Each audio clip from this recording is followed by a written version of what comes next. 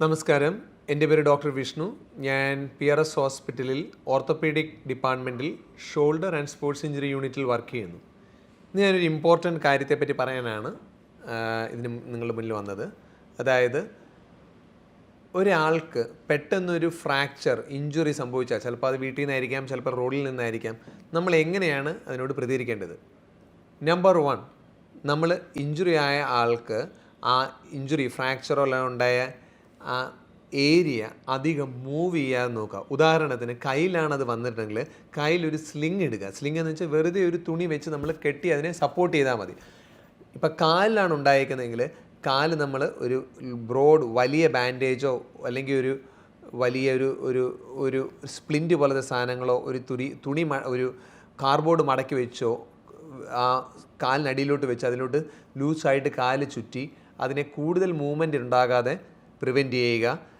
ഇനി ഒരു മുറിവോ അല്ലെങ്കിൽ ബോൺ പുറത്ത് വരുമോ അതുപോലെ എന്തെങ്കിലും ഒരു വലിയ മുറിവോ ഉണ്ടാവുകയാണെങ്കിൽ അതിൽ ക്ലീൻ ബാൻഡേജ് വെച്ച് അതിൻ്റെ മേളിൽ ക്ലീൻ തുണി ചുറ്റി നമ്മൾ ബ്ലീഡിങ് കുറയ്ക്കുക, ഫർദർ ഇഞ്ചുറി കുറയ്ക്കുക.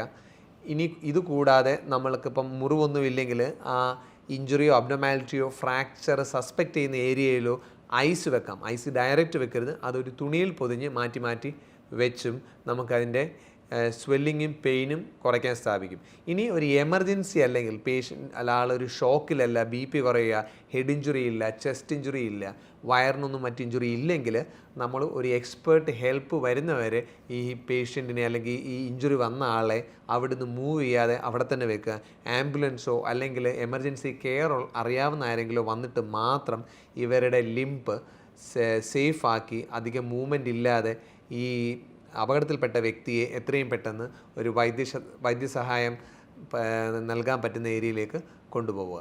ഇങ്ങനെയൊക്കെ ചെയ്തു കഴിഞ്ഞാൽ നമുക്ക് ഫർദർ ഇഞ്ചുറി ഉണ്ടാകാതെയും ആ ഇഞ്ചുറി കുറച്ചും കൂടെ സിവിയറിറ്റി കൂടാതെയും നമുക്ക് ട്രീറ്റ് ചെയ്യാൻ സാധിക്കും. അതുകൂടാതെ ഇവരുടെ റിക്കവറിയും ഇത് ഒരു ബെറ്റർ ആയിരിക്കുകയും ചെയ്യും. Thanks and thank you for your patient hearing.